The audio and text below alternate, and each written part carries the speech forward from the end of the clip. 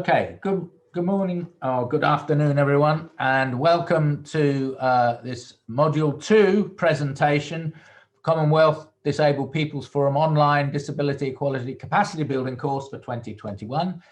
And since we recorded the first module, I'm pleased to say we have 428 of you who signed up to do this course, which is really good, from 41 Commonwealth countries. So that's a real mixture of people, larger in some countries numbers, but we hope the message gets around of what we're doing here. And my name is Richard Reeser. I'm the General Secretary of the Commonwealth Disabled Peoples Forum, and I'll be introducing people.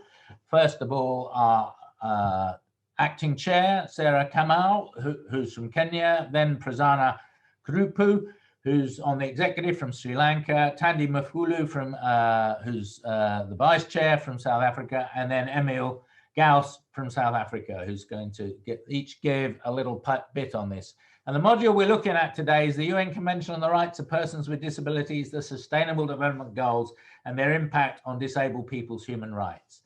And very briefly, what we'll look at with that is an introduction from Sarah about the language we use as well. Then Prasanna will talk about human rights, really important, and the human rights framework. I will talk a little bit about how the UN CRPD came to be made, and then Prasanna and myself will look at the UN CRPD and the impact on disabled people and how we use it. Then I'll do a little bit about monitoring, and then Tandi's going to give an example of how in South Africa they use the monitoring provisions, and then we'll end up on the Sustainable Development Goals. So now it's my great pleasure to introduce Sarah to introduce this module. Thank you. Thank you, Richard. You can now move to the slide with the introduction. I want to introduce this module 2, which builds on what we learned in module 1 about the socially created nature of disability, which is different to our impairments. We need autonomy to organize, self-advocacy, and come together to remove barriers in society that opposes and hold us back. Today, we will learn about human rights, how this applies to us as disabled people through the United Nations Convention on the Rights of Persons with Disability, UNCRPD, and that all but 4 of our Commonwealth countries have ratified, what this means for us. Finally, we will learn about the global commitment to the 17 Sustainable Development Goals, how this link to our rights in the UNCRPD. The next. Okay. I'll also talk about the language that the Commonwealth Disabled People Forum use for the sake of context for this course. We use the word disabled people. Why we still choose to call ourselves disabled people? In the Commonwealth Disabled People Forum, we call ourselves disabled people because of the development of the social model of disability. In the 19th and in the 20th century, a disabled person's medical condition was thought to be the root cause of their exclusion from society, an approach now referred to as the medical or individual model of disability. We use the social model of disability where the barriers of environment, attitude, and organization are what disable people with impairments and lead to prejudice and discrimination. So to call ourselves persons with disabilities is to accept that we are objects and powerless. We also view ourselves as united by a common oppression, so are proud to identify as disabled people rather than people with disabilities.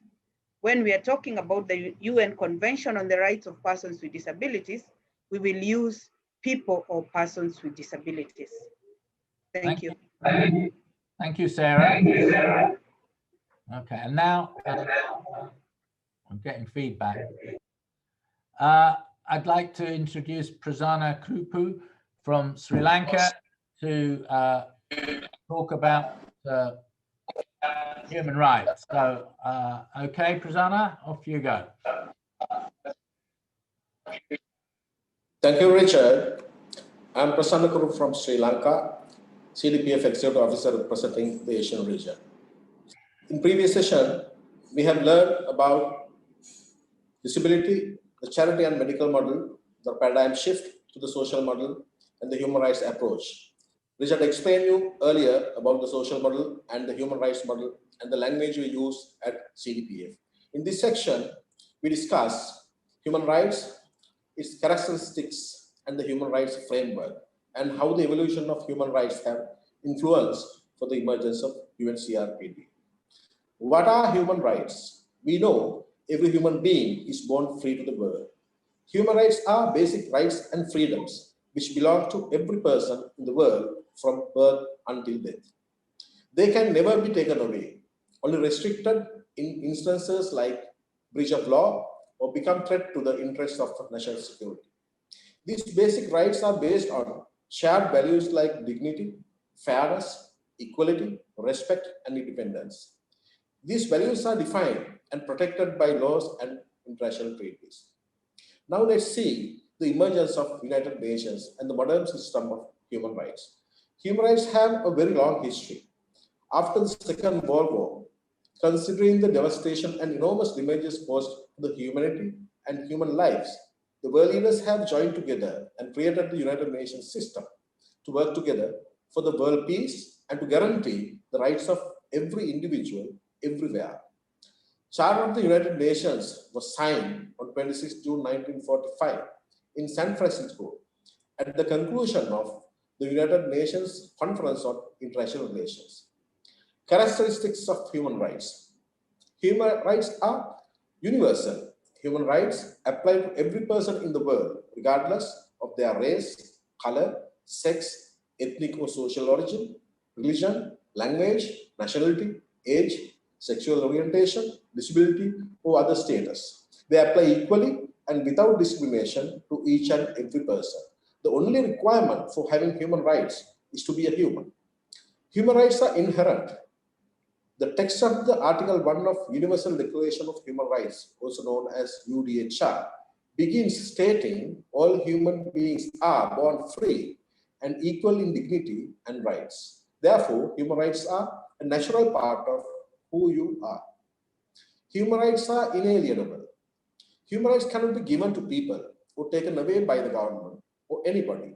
Nobody can tell anybody that they do not have these rights. Even if your rights are violated or you are prevented from claiming your human rights, you are still entitled to these rights. In short, human rights automatically belongs to each human being. Next slide, please. Universal Declaration of Human Rights. World leaders decided to complement the UN Charter with a roadmap to guarantee the rights of every individual everywhere. UDHR is the document they considered taken up at the first session of the General Assembly in 1946. It was adopted by the General Assembly on 10th December 1940. The rights identified in the UDHR comprises of civil, political, economic, social, and cultural rights. And all of them are interconnected and bind together. Next slide, please. To learn about the human rights framework, it is important for us to understand few terms. A convention, also known as a treaty, is a written agreement between states. It is typically drafted by a working group appointed by the UN General Assembly. Once the convention is drafted, it goes to UN General Assembly for adaptation. By signing a convention, a country is making commitment to follow the principles in the convention and to begin the ratification process. But the convention is not legally binding on a country until it is ratified. Ratification is a process that takes place in each country. The legislative body of the government take the necessary steps to officially accept the convention as part of its national legal structure. Once a country signs and ratified convention, it becomes a state party to the convention, meaning it has a legal obligation to uphold the rights mentioned in the convention.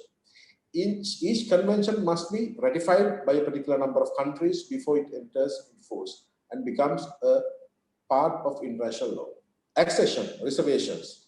When a convention becomes a part of the international law, the signing process will be over. Thereafter, the states must follow an accession process, which is a combination of signing and ratification together. Since 1945, UN has developed several human rights conventions that elaborate on the human rights contained in the UDHR. 9 of these instruments are considered core human rights conventions. 2 of these conventions are called covenants and address broad human rights issues. The International Covenant on Civil and Political Rights, ICCPR, and International Covenant on Economic, Social and Political Rights, Social and Cultural Rights, ICESCR. The 2 covenants and the UDHR combine to create a trio of documents known as the International Bill of Rights. Additionally, 7 UN human rights conventions address either thematic issues or a particular population. In this slide, you can see these main human rights conventions. It is very important for us to understand the timings of these conventions, as all of these treaties have emerged as a result of the geopolitical situations prevailed during such periods and the lobbying of various pressure groups and interested parties. For example, the ICCPR and ICESCR, both covenants opened for signature in 1966 and took nearly 10 years to enter into force and becomes binding international law. On the other hand, the CERD in 1966, CEDAW in 1979, CAT in 1984, CRC in 1989, and CRPD in 2006 took less than 4 years to become international law. CRC, Rights of the Child, entered into force within record 9 months. Next slide. Who is responsible for human rights? Usually, the government of or state is responsible for ensuring people's human rights. State must ensure that political and legal systems are structured to uphold human rights through laws, policies, programs, and that they operate effectively. Few countries have used international conventions and treaties as their main source of state legal obligation with respect to human rights. Many countries have developed or amended national constitutions, Bill of Rights, and legal framework specifically to reflect universal human rights standards according to international law. Governments have a legal obligation to respect, protect, and fulfill human rights. Those states have the official legal responsibility for respecting, protecting, and fulfilling human rights. Human rights are not their exclusive responsibility. Human rights are far more than legal requirements. They represent a moral code of conduct designed to promote understanding, equality, tolerance, fairness, and many other features essential to just and peaceful societies. Regardless of what behaviors may or may not be legally enforceable, a variety of actors, including individuals, groups, and institutions within society, also play important roles in the promotion and implementation of human rights. Individuals must know and understand their human rights in order to be able to claim them, defend them, and hold themselves, other people, their governments, and societies accountable for the actors that affect actions that affect them. Social and cultural behavior has a profound effect on the ability of people to enjoy their human rights. The collective actions of groups, from families to entire societies, play a role in human rights. For instance, if parents decide that only male children will be allowed to go to school, they are effectively preventing their female children from claiming their right to education. Members of society interact with the private sector every day, especially in countries with free market economies. Private sector actors, including people and entities of every kind, employers, providers of goods and services, entertainers and builders of houses, banks, and even government buildings. People depend on the private sector for many things. Businesses, organizations, and other private sector players must make their own commitment to ensure that their practice do not violate people's human rights, but support and promote them. I think I have very briefly covered 2 sections, but as activists and advocates, you need to read and understand the evolution of human rights by reading the course book and references. Thank you, Richard. Thank you. Okay, I'm now going to I'm going to now talk about how the UNCRPD came to be made, and I will, no, we're still, I want to, can you blank yourself, please, Prasanna, your video. And yeah, thank you. I'm going to talk about how we came to make the UN Convention. Now, I was lucky enough to be as someone there representing the UK disability movement, but we have to go back quite a long way, sort of 20, 22, 24 years before we even started making the convention to understand how it came to be made.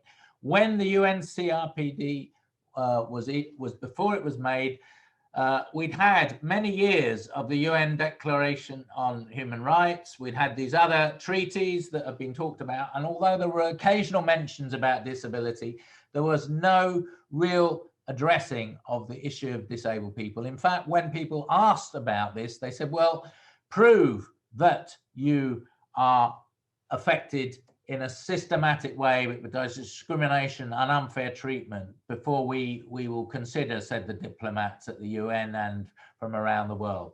Now, they did start by declaring an International Year of the Disabled, unfortunate language, we don't like to be known as the disabled, followed by the decade to raise awareness. And out of that came the Standard Rules on Equalisation, which was a non-enforceable attempt, which about 90 countries signed up to try and equalize things for disabled people in all areas of life. Some areas, particularly the Nordic countries and some European countries and Canada and a few other places took this very seriously, but a lot of places did not, and not much changed. So disabled people really began to think at the beginning of the 90s, we need to do more, and began to gather information to establish widespread human rights abuses, and organizations were set up to do that. And one that was based in London, supported by Disabled People International, gathered 2.5 million examples of human rights abuses around the world and catalogued those and put them forward. At the same time, the disability movement in Latin America, in Mexico and Ecuador was pushing their governments, and there was an openness to take this forward. So at the General Assembly in 2001, Mexico moved and Ecuador second, that there be a work on setting up a treaty, and an ad hoc committee was set up that met 8 times over the next 5 years. And what was important about that, after the first couple of meetings, it became clear that the diplomats themselves didn't really have the answers. And so they invited more and more disabled people, organizations, NGOs to take part. In fact, up to 900 were registered towards the end. And rather than all speaking with different voices, different views, it was agreed there would be set up an international disability caucus that would meet. And it met every day while the ad hoc committee was in session, morning and evening, to work out what they were going to put forward on each article. And as a result, the treaty was made by consensus, but it was a consensus that disabled people played a great deal in. There were formal and informal sessions. In the informal sessions, only the countries could speak, but in the formal sessions, all those who were registered could speak. And so it was possible with leaflets that the IDC put in to actually sway things. And by the end of the last session in 2006, there were 118 countries. Now, Don Mackay, who was the New Zealand chair after Mr. Gallios, who was the first chair of this, said, look, there are so many amendments coming forward. If you don't sort this out by consensus, we will not be able to get there. And eventually it was sorted out right at the last minute, actually. And he'd said, if you don't sort it out this week, I'm leaving this job, and it's going to be in the long grass for 10 years. So very luckily, we got that consensus. Now, the call went out quite early for governments to have disabled people on their state delegations, and a lot of countries brought them onto the state delegations, as well as them being there from their own NGOs and DPOs.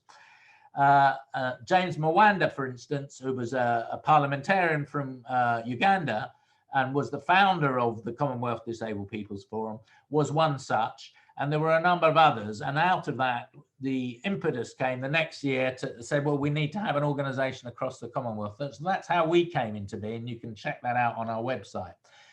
The convention then, when it was made, was adopted by the General Assembly on 2016, adopted by 82 countries by the 30th of 2007, and in 2008 it became active around the world. Now we have 82 countries and 94 have signed the optional protocol, which we'll explain in a minute. Now, the purpose of who are disabled people? Well, it didn't give a specific definition. It says in 3 places who we're talking about. The purpose of the present convention is to promote, protect, and ensure all rights and human enjoyment of all human fundamental freedoms and for all people with disabilities, and promote respect for their inherent dignity.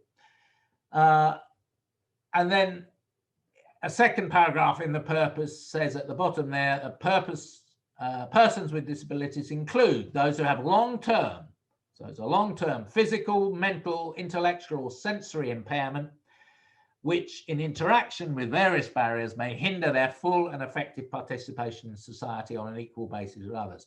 Impairment is a loss of function. Then it says in the preamble a similar sort of definition, recognizing that disability is an evolving concept. So, for instance, neurodiversity has become much more important since the convention was made. Psychosocial is a term that's being used that isn't mentioned in the convention to cover people with mental health issues and learning difficulties, but it's evolving.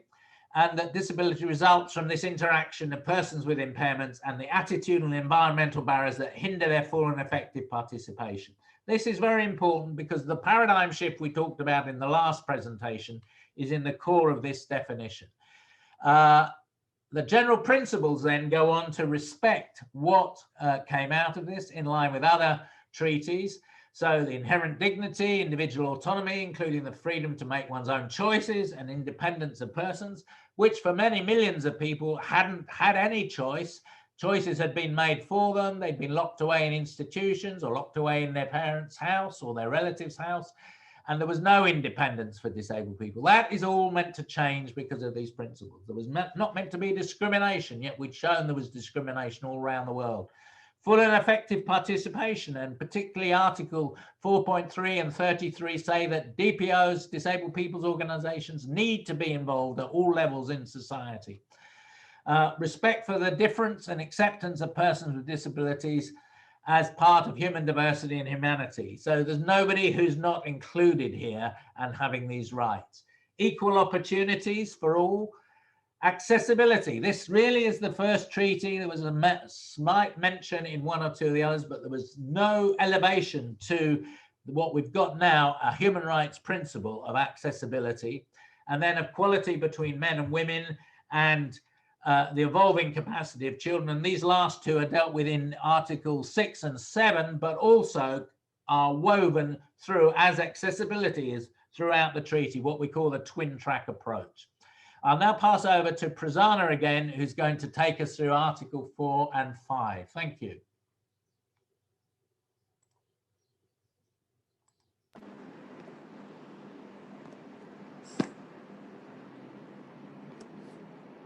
I cannot start the video. Yeah, I can't. Can you put your camera on, please, Prasanna?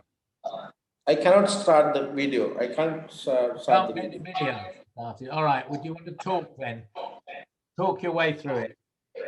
Right. Okay. Thank you, Richard. Okay. Richard mentioned earlier about the purpose of the convention. Similarly, before we move into Article 4, I want to mention the definitions in Article 2. The communication means the ways to help disabled people to talk and understand information, for example, computers, easy to read and braille. Similarly, language, the discrimination on the basis of disability, the reasonable accommodation, and universal design. These terms are very important for us to understand the Article 4 and all the articles in the convention. The Article 4 is the general obligations. In the human rights section, we learn that states have a legal obligation to respect, protect, and fulfill human rights. In UNCRPD, Article 4, under general obligations, it states the obligation of respective governments in implementing this convention. Article 4.1, all countries should make sure that disabled people actually do get treated equally without discrimination. Under this Article 1, there are a couple of other sections. For example, to do this, the state should, under A, making laws, rules, and regulations to give disabled people their rights and take all appropriate legislative and administrative measures. So under Article 4A,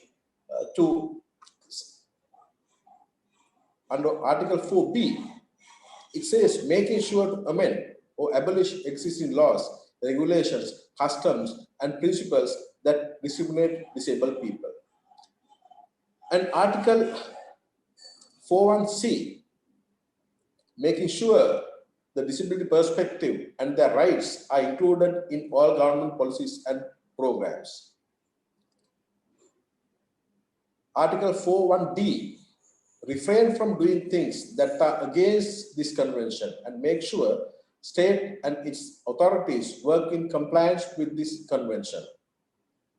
And Article 41E, make sure no one discriminate on the basis of disability. Next slide, please.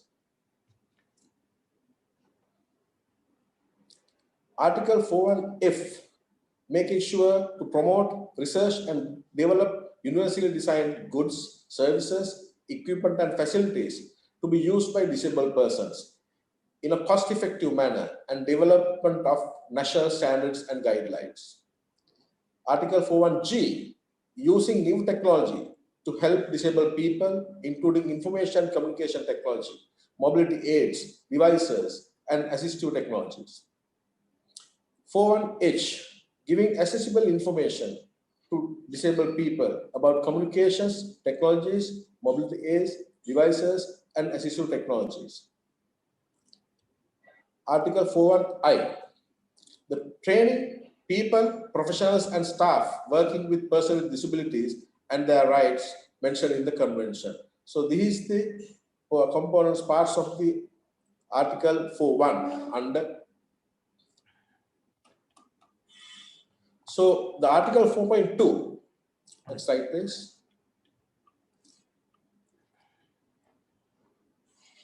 It says all countries promise to do so as much as they can afford to make sure disabled people have equal access to things like housing, education, and healthcare. This is by way of resource mobilization in order for progressive realization of this convention.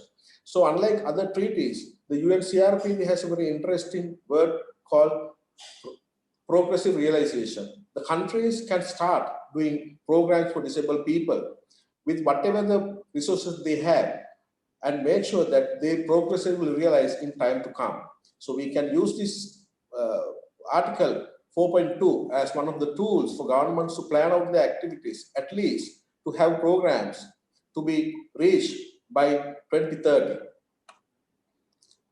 4.3, all countries should involve disabled people in making new laws and policies and get their active participation in decision-making process. Many countries, especially in the Western countries and developed countries, they use this. But unfortunately, it's very difficult, most of the countries in the developing and third world nations, to get into this process. So in countries like Sri Lanka, we are trying our level best to get involved in this decision-making process. Next slide, please.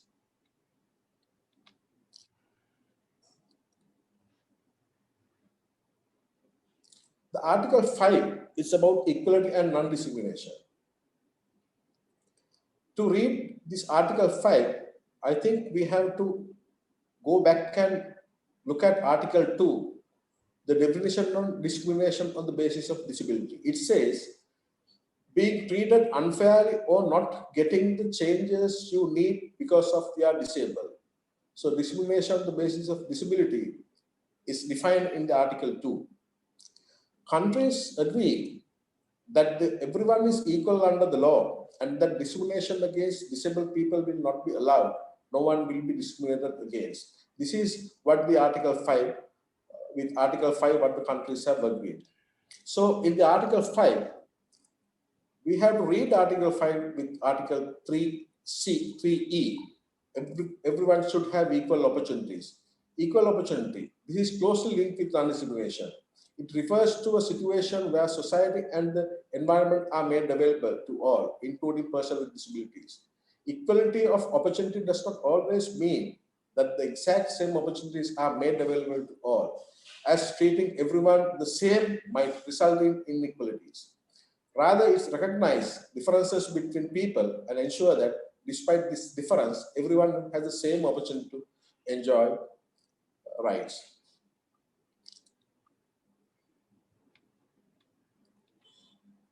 Article 3, General Principles, 3b is non-discrimination. These are fundamental principles of human rights treaties at the basis of the Convention on the Rights of Persons with Disabilities. It essentially prohibits discrimination against anyone on the basis of disability, given that discrimination prevents people enjoying their rights on an equal basis with others.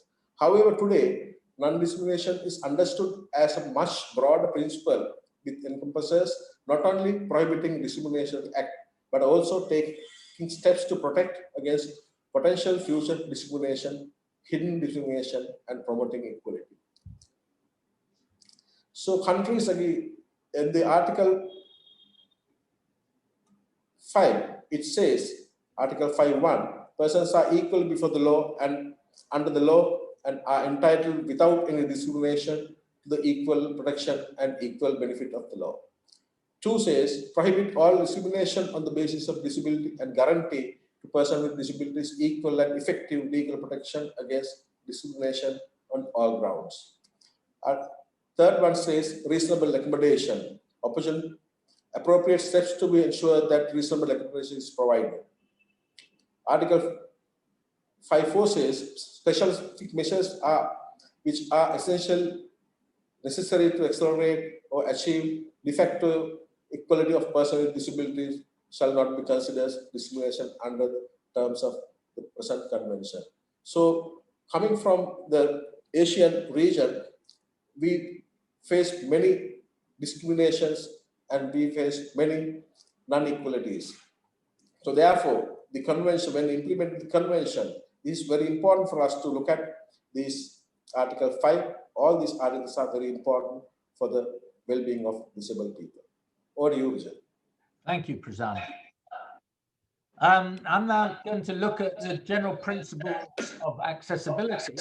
Can you switch off your sound, please? Someone's got, yeah, thank you. So accessibility, as I said, when we were running through the general principles, is a principle. It's important as a means to empower, for empowerment and inclusion, both as a general principle, but also a standalone article. So there's a whole article which goes into detail in Article 9, which is certainly worth looking at, and identifies the different areas of the environment, but also the communication, the internet, and then the infrastructure, all sorts of parts of that need to be addressed.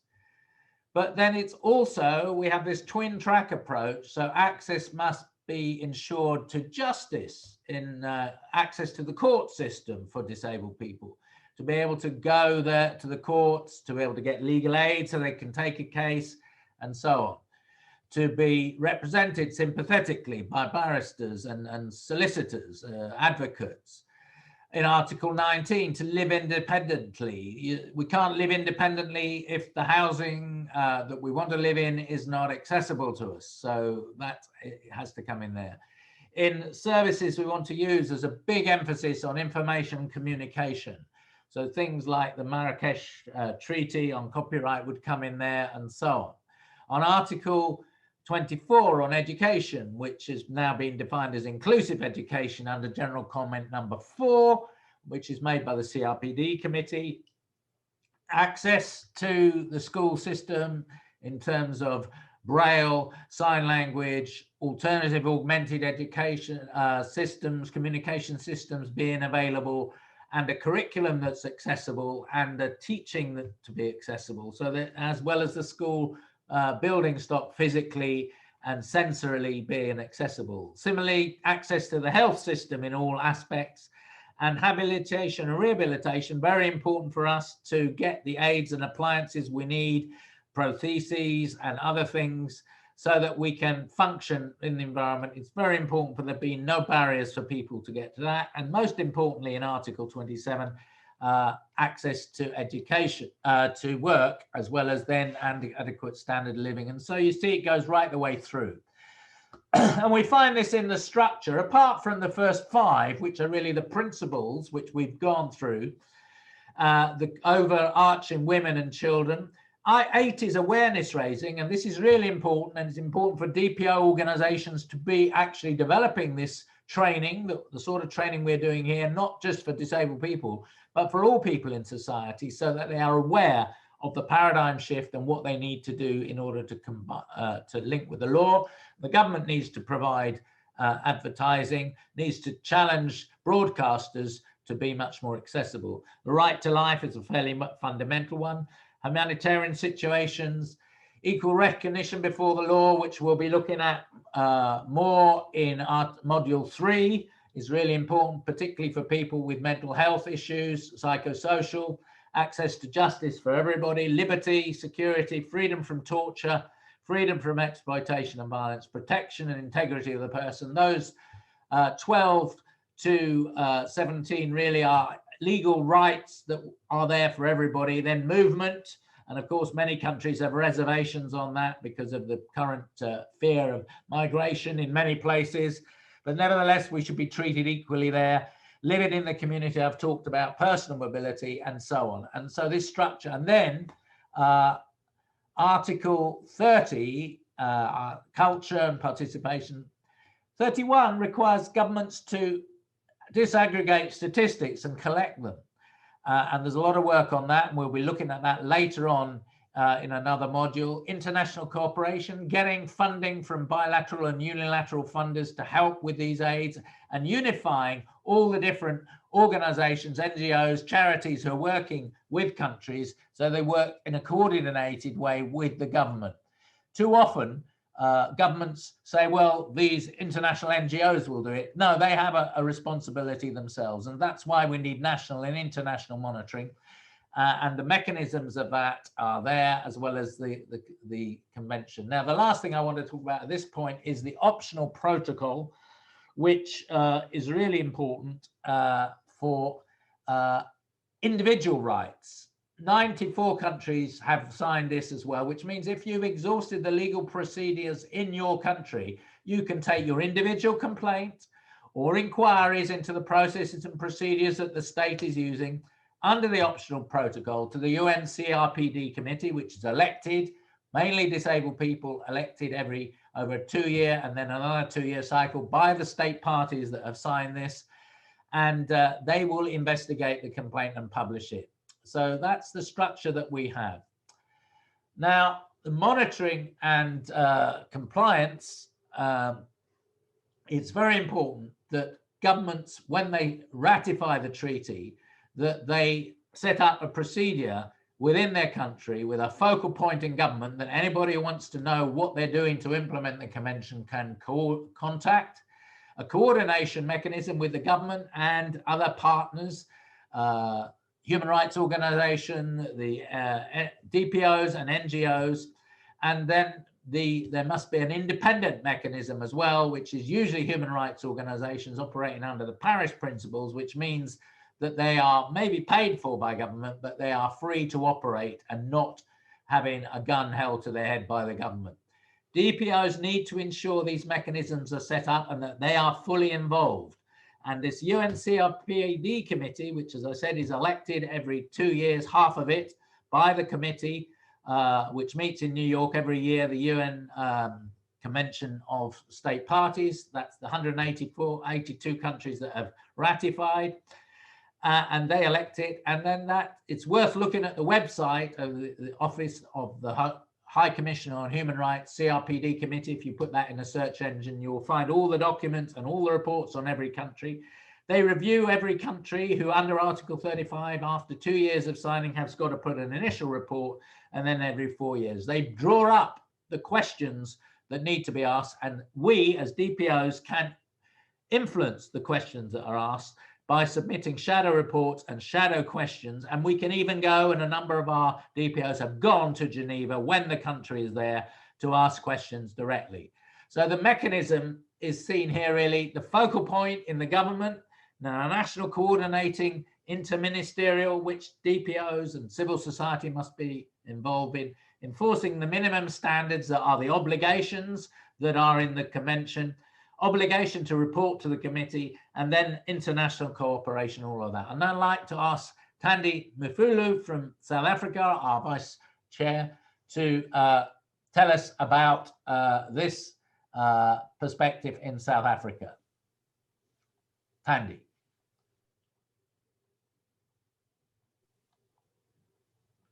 Thank you, Richard.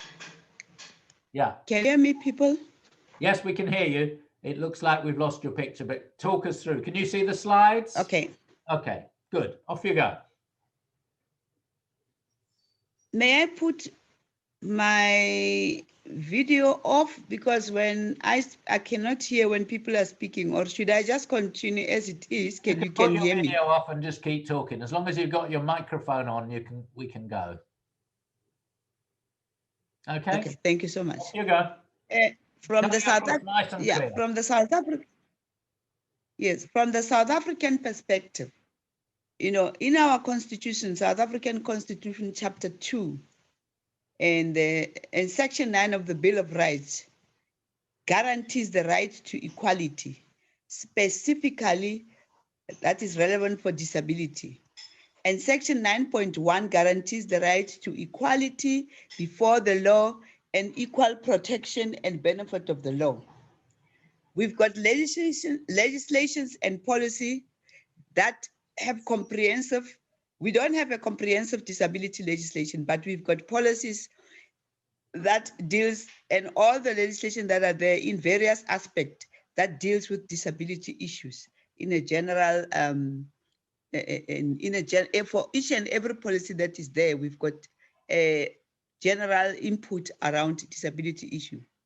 And then the Committee on the Rights of Persons with Disability, it explained in their general comment number 3 that the state parties must also ensure that third parties do not violate the rights of women with disability. And in addition to this international human rights obligation, South Africa is a state party to the African Charter on Human and People's Rights and its protocol on the rights of women in Africa. Especially, it's called the Maputo Protocol.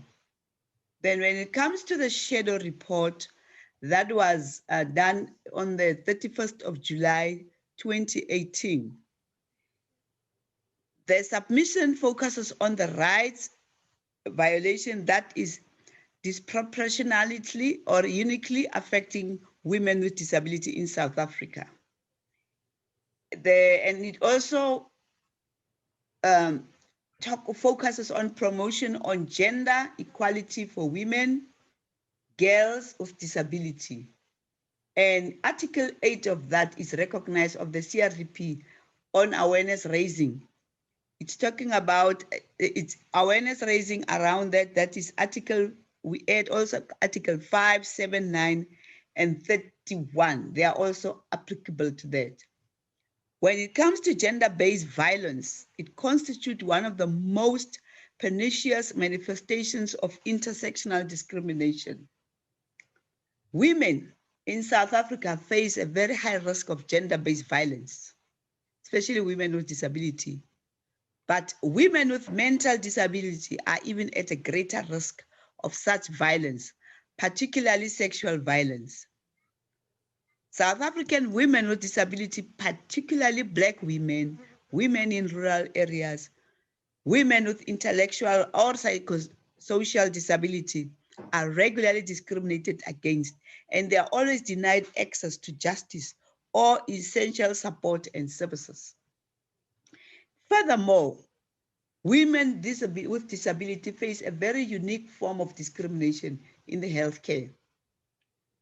I'll make an example when it comes to sexual and reproductive health information and services. Finding these services are unavailable, unaffordable, inaccessible, and they're also discriminatory towards women with disability. Next slide, please. Then when it comes to the UNCRDP monitoring, reporting, and compliance, The promotion of gender equality for women and girls with disability is also recognized in Article 8 of the CRPD on awareness raising. I said it before. This submission concludes with recommendation to the CRDP committee to take into account during its review when they conclude their observation to South Africa. The CRDP committee explained in a general comment to say, I'm still repeating this one of the state parties must ensure that third parties do not violate the rights of women. Those are the monitor of women with disability. This submission focused on the rights violation that disproportionately or uniquely affect women in South Africa. There are a list of relations to the initial report of this report of South Africa. In addition to this international human rights obligation, South Africa is a state party to the human rights and the Charter and the rights of women in Africa. Actions that is needed. The convention's lack of implementation is a factor and urgent action is needed because the convention lacks that, the implementation side of it. Human rights-based approach to disability needs to be taken by the government of the Commonwealth and needs to help shape a better understanding about disabled people. Because we realize that this Commonwealth government, they signed all these protocols, but when it comes to making sure that they are implementing, it's neither here nor there. The Commonwealth Disabled People's Forum also, they aim to push to erase and eliminate such stereotype of Commonwealth countries to bring the desired changes. Those are the action that is needed. Thank you so much. Thank you, Tandy. And if you, so next, I want Emil Gauss, who's a member of the Commonwealth Disabled People's Forum Executive and represents the neurodiverse community, autistic people. Emil is going to talk about Sustainable Development Goals and their impact on his community. Go. Thank you, Richard. Thank you for this major opportunity that you provided me to speak. The Agenda 2030 has provided a platform through which the global disability movement could influence sustainable development. We adopted the pledge, leave no one behind, and made our presence felt at a higher level political forum over recent years. We remain committed to ensure that sustainable development goals are reached. The previous Millennium Developmental Goals from 1990 to 2015 did not mention disabled people nor disability, nor were these goals achieved. So after a wide global consultation exercise with a wide range of stakeholders, the 17 Sustainable Developmental Goals were adopted with the inclusion of persons with disabilities. Most importantly, of the 169 targets, 7 explicitly mentions persons with disabilities. By utilizing the UN Convention on the Rights of Persons with Disabilities, this is used as a guided framework in implementing the SDGs to ensure inclusion. Next slide, please. As you could see on your screen, this is just a graph to show you how far we came to ensure that inclusion occurs and also to ensure that the UN, the 2030 Agenda, as well as 17 Sustainable Developmental Goals are reached with the purpose to leave no one behind and to ensure that the UN CRPD, the Convention on the Rights of Persons of Disability, the UN CRPD, the Convention on the Rights of Persons with Disabilities are utilized. Next slide, please. So what are the links between disability, human rights, and the Sustainable Developmental Goals? This can be interpreted through the lens of the UN CRPD. I do not want to mention all of them because it's in your course pack, but I want to elaborate on 5 which has an impact on the autistic community and also referring to myself as an autistic individual. Thus, the goals are Article 5, that promotes equality of opportunity and non-discrimination of persons with disabilities. The next article, Article 9, to ensure that there's accessibility and that governments take action to ensure that persons with disabilities have got the right to independent living and to participate in all aspects of life. The next article, Article 11, with reference to those in vulnerable situations. This includes the right to be protected in a situation at risk, natural disasters, and humanitarian situations like we are currently experiencing now with the COVID-19 pandemic. Next slide, please. Oh, sorry. The CRP Article 31. SDGs must be monitored through disability disaggregated data. And the next article, Article 32, that follows up on Article 31, which ensures that developmental countries relate to with other international countries in cooperation and partnerships to ensure that persons with disabilities are included in all aspects of society. Now, referring to the autistic community, we remain part of the marginalized group. We experience challenges on cognitive, emotional, and social level. It's very important that individuals on the autism spectrum needs a secure and structured environment, because if not, we can socially regress, and this lead to frustration and heightened anxiety levels. The following SDGs, Sustainable Developmental Goals, that I took has got the influence on the autistic community, and personally, this has got the influence on my personal life. I just want to read the following SDGs. For instance, the first one, SDG 10. We want to ensure that individuals on autism spectrum are fully participants in society, and we want to reduce inequality. Number 2, the SDG number 3, accessible and good healthcare. The SDG 4 is very important because this ensures that individuals on the autism spectrum has got the right to participate in the education system free from discrimination and victimization. SDG number 9 is to ensure that individuals on the autism spectrum have got the right to ensure that they are accessible in public transport, because the majority of the autistic individuals are dependent on public transport to go to work. SDG number 8 ensures that individuals on the autism spectrum have got the right to participate in decent work and also a workplace that's safe, and to ensure that there's equal economic growth. And last but not least, SDG number 11 ensures that there's accessible services, as well as that there's cities that's inclusive to ensure that individuals on the autism spectrum are fully participants in a society. Thank you.